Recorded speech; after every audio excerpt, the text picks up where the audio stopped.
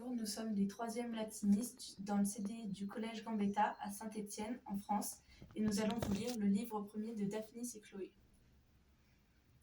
Polis estites Lesbon Mytilene megale kai Calais. Mytilène est une ville de Lesbos, aussi grande que belle, coupée de canaux où s'engage la mer, ornée de ponts en pierre blanche et polie. On croirait voir non pas une ville, mais une île. À quelques 200 stades de cette ville de Mytilène se trouvait le domaine d'un homme fortuné. Magnifique propriété, collines giboyeuses pleines à blé, coteaux pour les vignes, pâturage pour le bétail, et la mer brisée sur une vaste plage de sable fin. Dans ce domaine, un chevrier, nommé Lamont, en gardant son troupeau, trouva un enfant qu'une de ses chèvres nourrissait. Il y avait un bosquet de chênes et un fourré de ronces que surmontaient des guirlandes de lierre, puis une herbe tendre où reposait l'enfant. C'était là que la chèvre courait tout le temps, disparaissant qu'auprès de son chevreau, qu'elle abandonnait sans cesse pour rester auprès du nouveau-né. Lamont surveille ses allées et venues par pitié du chevreau délaissé. Puis, en plein midi, il la suit à la trace et il aperçoit cette chèvre qui, de ses pattes, entourait précautionneusement l'enfant pour ne pas lui faire de mal en le heurtant de ses sabots, tandis que le bébé tétait le pied gorgé de lait comme le sein d'une mère. Naturellement surpris, elle s'approche et trouve que c'était un petit garçon, joli et robuste, dans des langes trop riches pour un tel abandon. Il avait sur lui un manteau de pourpre, une broche d'or et une petite épée de poignée d'ivoire. Tout d'abord, il lui vint à l'idée de n'emporter que les objets de reconnaissance et de laisser là le nouveau-né. Puis, il eut honte d'être encore moins humain qu'une chèvre. Il attend donc la nuit et ramène tout à sa femme Myrtalée, les objets de reconnaissance, l'enfant et même la chèvre. La femme s'étonne fort que les chèvres fassent des petits garçons, mais il lui raconte tout, comment il a trouvé l'enfant abandonné, comment il a vu qu'il était nourri, comment il a eu honte de le laisser mourir. Elle fut d'accord. Ils mettent dans une cachette les objets abandonnés avec l'enfant, considèrent que c'est leur fils et confient à la chèvre le soin de le nourrir. Et pour montrer que le nom même de l'enfant est bien celui d'un berger, ils décident de l'appeler Daphnis. Or, voici qu'au bout de 2 ans, un berger d'une terre voisine, nommé Dryas, en gardant son troupeau, se trouve lui aussi devant pareille découverte et pareil spectacle. Il y avait une grotte sous les nymphes, vaste roche creusée à l'intérieur et ronde à l'extérieur. Les statues représentant ces nymphes mêmes avaient été sculptées dans la pierre. Les pieds sans chaussures, les bras nus jusqu'aux épaules et les cheveux flottant jusque sur le cou.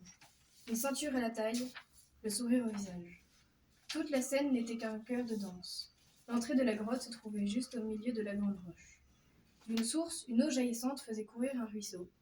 Aussi, une rayante prairie s'étendait-elle devant la grotte où l'humidité nourrissait un abondant et tendre gazon. On voyait aussi sur les parois des écuelles, des clarinettes, des syrinx, des pipeaux, offrandes d'anciens bergers. Dans cette grotte des nymphes, une brebis qui venait d'annuler se rendait si souvent que plusieurs fois on l'avait crue perdue.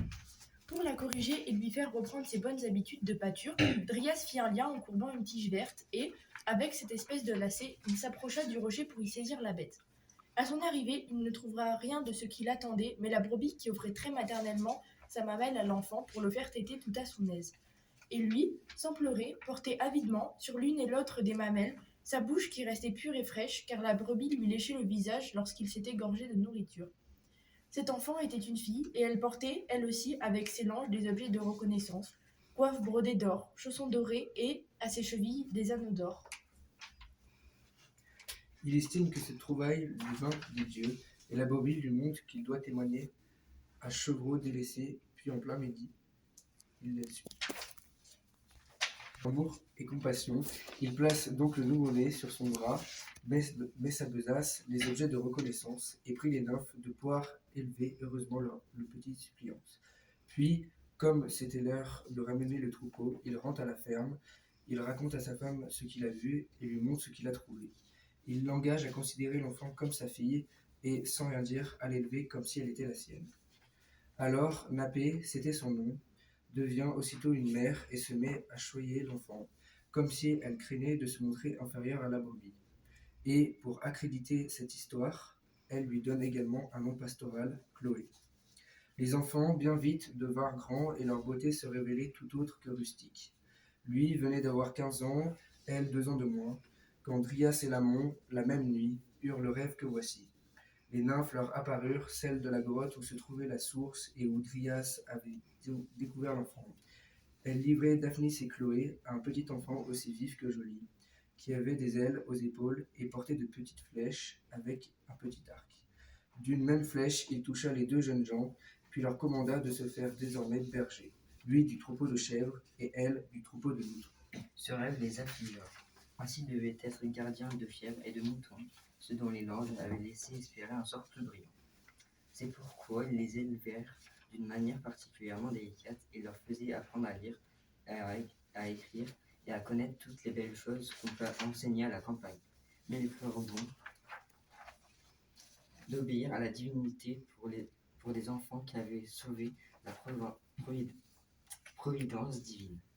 Ils se communiquèrent leurs rêves et firent un sacrifice chez les nymphes, à l'enfant portant des ailes, dont ils ne savaient dire le nom. Puis, ils envoient les jeunes gens garder leur troupeau en les instruisant de chaque chose. Comment il faut conduire la pâture avant midi, comment la reprendre une fois la tombée de la grande chaleur, quand on mène à l'abreuvoir, quand on ramène à l'étable, pourquoi on doit tantôt se servir de la houlette et tantôt de la voix seulement. Eux, tout contents, comme s'ils avaient reçu une charge importante. Ils se prenaient d'affection pour leurs chèvres et leurs moutons, plus que font d'habitude les bergers. Une parce qu'elle reposait sur une brebis la cause de son salut, l'autre parce qu'il se rappelait qu'une chèvre l'avait fait nourrir lorsqu'il était abandonné. C'était le début du printemps. Toutes les fleurs s'épanouissaient aussi bien dans les bosquets de chênes et les prés que sur les collines. Déjà bourdonnaient les abeilles, se faisaient entendre les oiseaux. Chanteurs et bondissants, les jeunes bêtes, les agneaux sautaient sur les collines, les abeilles bourdonnaient dans les prés et les oiseaux faisaient chanter les buissons. Dans cette joie de toute la nature, naïfs et jeunes qu'ils étaient, ils imitaient ce qu'ils entendaient et voyaient. En entendant les oiseaux chanter, ils chantaient. En voyant les anneaux bondir, ils sautaient lestement, et voulant imiter les abeilles, ils cueillaient les fleurs pour les jeter dans le creux de leurs vêtements ou pour s'en tresser des couronnes qu'ils apportaient aux nymphes. Ils faisaient tout en commun, gardant leurs troupeaux l'un près de l'autre. Souvent, Daphnis ramenait des moutons qui s'étaient égarés. Souvent, Chloé faisait redescendre du haut des falaises des chèvres trop hardis, et parfois l'un d'eux s'occupa des 2 troupeaux, tandis que l'autre s'adonnait à un jeu. Ces jeux restaient à la fois pastoraux et enfantins. Elles allaient quelque part, hors du pâturage, cueillir des tiges d'asmodèle, en tresser une cage à criquets, et, tout affairé à cet ouvrage, délaissait son troupeau. Quant à lui, il coupait de minces roseaux, en perçait les nœuds de jointure, les assemblait avec de la cire molle, puis s'amusait à jouer jusqu'à la nuit. Parfois, ils partageaient le lait et le vin et ils mettaient en commun les vivres qu'ils avaient apportés de la maison. On aurait vu plutôt moutons et chèvres séparés que le Chloé loin de Daphnis. Taton antis eide ta poimia, kaitas, aigas, ap, alelon, memerismenas et Chloen, kai Daphnin.